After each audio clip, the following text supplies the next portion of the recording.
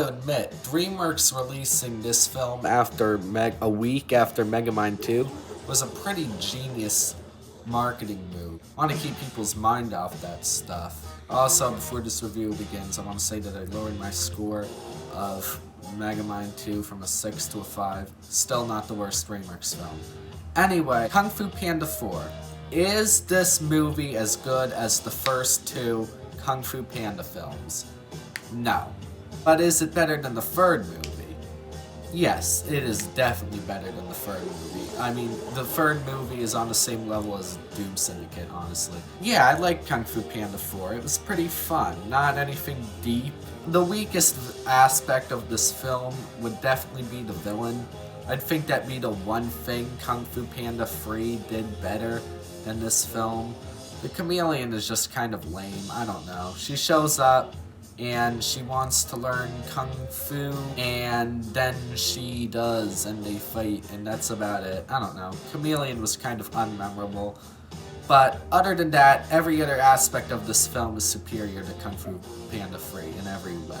But it's still not the best. The first Kung Fu Panda was funnier, and the second Kung Fu Panda had a much better story, but it was still good. There were a lot of funny jokes. Shifu was a particularly funny character in this. It feels like they just used him for comic relief in this movie. But it's okay because he was actually funny and wasn't overused. All the stuff with Poe's dads were a riot. I like DreamWorks casually putting gay representation in their films with it just going right over the homophobes' heads. That's always nice to see. And yeah, there are a lot of other funny jokes with Poe and some of the villains and stuff like that. It was a very funny movie. And there were some other funny jokes too with Poe, you know.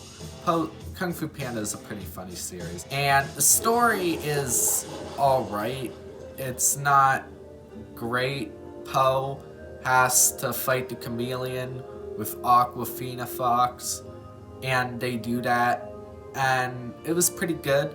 There was a twist that I actually did not see coming, even though on paper it seems pretty predictable. Maybe I'm just dumb, I don't know. But yeah, I liked it.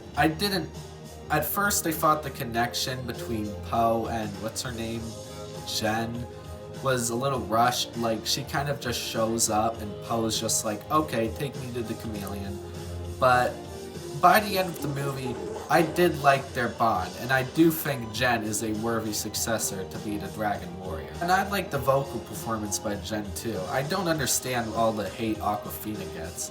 I guess some people find her very unique voice annoying. I don't mind it. Why are you guys overreacting so much? She's fine. And yeah, the animation was pretty cool, and this is the best looking Kung Fu Panda film. The animation looks so stellar. Look at that fur. Did you see that? Oh, it's so beautiful. Some things are kind of weird. Let's get into spoilers now.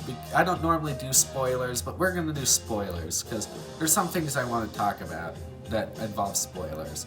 So the chameleon's motivation is that she wants to learn Kung Fu, and no one taught her Kung Fu because she was too small. But like, she's literally bigger than Mantis, who is already a Kung Fu master. What are you talking about?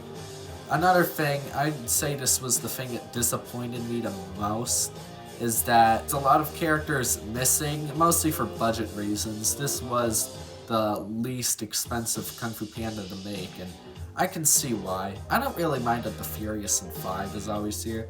I always found it weird that they would pay Jackie Chan just to say like 3 lines. I feel like you can spend the money in better places, but definitely should have brought back some of the older villains.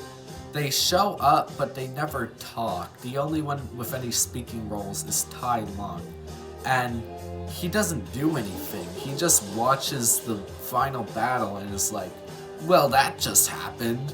And it's like, okay, can you do a little more, please? I don't know. Guess they were spending their budget on the epic Mr. Beast cameo. Oh yeah, I love when YouTubers cameo in animated movies. That totally doesn't look desperate. Yeah, Kung Fu Panda 4 is pretty good.